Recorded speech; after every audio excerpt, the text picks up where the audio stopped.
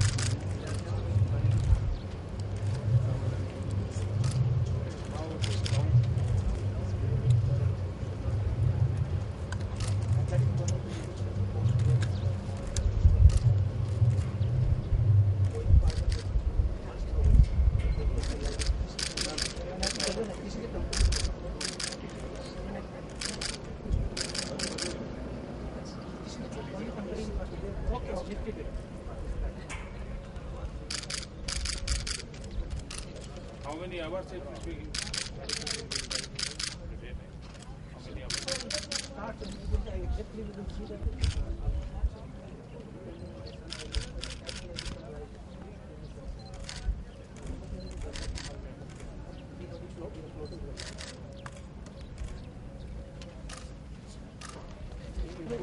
चलो भाई, चलो जल्दी भाई।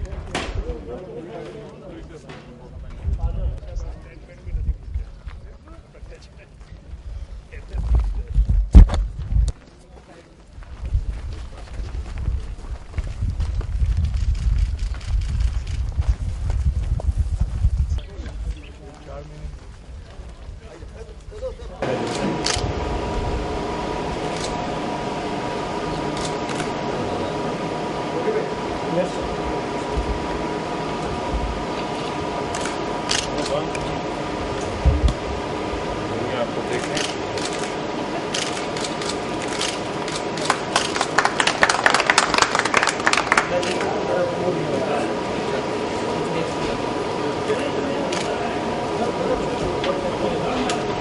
यहाँ पे मुझे आप समझना है फैसिलिटी के लिए बनानी पड़ेगी। एक मेगावाट के लिए हम 2-2.5 मेगावाट के लिए भी एक कर सकते हैं। हाँ वही तो कर सकते हैं। and it can be reduced. टीजन देखा है इन्वर्टर रूम कम बनाना हाँ बनाना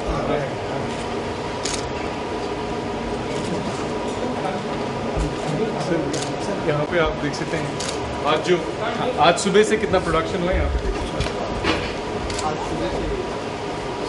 करीब 4,795 की अभी तक जो हुआ 2 लाख पर डे का कितना पीएनएफ आता है per day 5,500 It will be close to 20%, 19.5 to 20%. normally it is thinking 17%. મારે જવાબ દેવો પડશે અને કોઈ એવી ઇવેન્ટ નથી હોતો તું પડ્યો ના હોય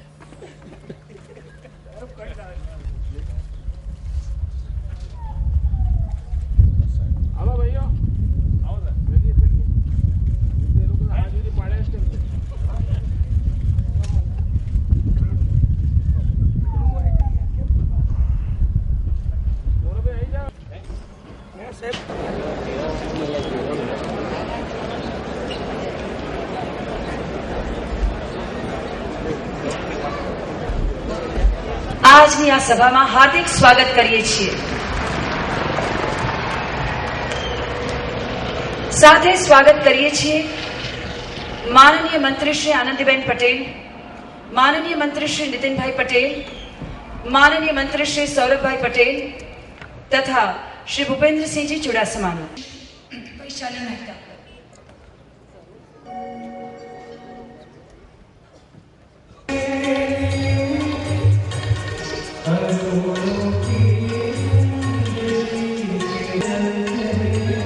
managing director Gujarat state electricity corporation limited.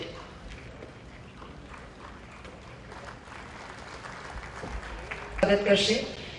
जल शक्ति साथे ऊर्जा शक्तिना नूतन समन्वयनो आ प्रसंग छे. આજે જ્યારે સમગ્ર વિશ્વ પર્યાવરણની સમસ્યાઓથી વ્યથિત છે ત્યારે વિશ્વ સમક્ષ પર્યાવરણ સંરક્ષણ માટેનું ગુજરાતને એક અતિ ઉત્તમ ઉદાહરણ. धारासभ्य श्री बाबूभाई बीजेपी, धारासभ्य बहन गीताबेन, धारासभ्य श्रीमान वल्लभ भाई, धारासभ्य श्री राकेश भाई, धारासभ्य श्री प्रागी भाई, वाला नागरिक भाईओ और बहनों, मीटिंगों में एकदम स्ट्रांग व्यू पॉइंट सरकारी अधिकारीना रहता था. मारो आग्रह रहता हो ग्लोबल वार्मिंग के कारण परेशान पूरा विश्व एनर्जी के लिए सॉल्यूशन खोज रहा है. रिन्यूएबल एनर्जी पर सबका ध्यान केंद्रित हुआ है. गुजरात ने एक विशेष इनिशिएटिव लिया है और हम आज देश के सोलार कैपिटल बन गए हैं. पूरे देश का सोलार एनर्जी में कंट्रीब्यूशन 120 मेगावाट है. गुजरात का अकेले का 600 मेगावाट है. लेकिन आज पूरे विश्व के लिए हम एक नया नजराना दे रहे हैं. आज अक्षय तृतीया है, ये किसानों का दिवस है और एक प्रकार से किसानों को आज हम एक अनमोल खजाना भेंट कर रहे हैं. विश्व में अनेक देशों में कैनाल नेटवर्क होता है, लेकिन जल शक्ति और ऊर्जा शक्ति का मिलन ये पहली बार हो रहा है कि नीचे कैनाल में पानी बह रहा है और कैनाल के ऊपर सोलार पैनल लगे हुए हैं. इससे अनेक लाभ होने वाले हैं. सोलार एनर्जी का सबसे बड़ा जो खर्च है वो जमीन का खर्च होता है, क्योंकि सैकड़ों वर्ग मील जमीन लगती है सोलार पैनल के लिए. ये कैनाल के इनोवेशंस के कारण हमें जमीन की जरूरत नहीं पड़ेगी. जहां कैनाल है उस पर सोलार पैनल लगेगा. दूसरा, सोलार से ऊर्जा पैदा होगी. मैंने जो टेक्नोलॉजी एक्सपर्ट्स हैं उनको एक और आइडिया दिया है और मैंने सुझाव दिया है कि जो सोलार पैनल है क्या उसके नीचे हम हैंगिंग माइक्रो हाइड्रो टर्बाइन लगा सकते हैं क्या. और अगर हैंगिंग माइक्रो हाइड्रो टर्बाइन लगाते हैं और कैनाल में पानी बहता है तो उससे भी बिजली उत्पन्न हो सकती है. तो जमीन बचेगी, सोलार से ऊर्जा पैदा होगी, जल से ऊर्जा पैदा होगी, कैनाल का रखरखाव बहुत अच्छा हो जाएगा जो नॉर्मली मुश्किल होता है. कैनाल आमतौर पर गांव के नजदीक से गुजरती है और इसके कारण ट्रांसमिशन लॉस बहुत कम हो जाएगा, वरना बिजली उत्पादन एक जगह पे होती है और मीलों दूर उसका क्लाइंट रहता है. इसमें तो क्लाइंट भी सब पास में ही होने के कारण ट्रांसमिशन लॉस बच जाएगा.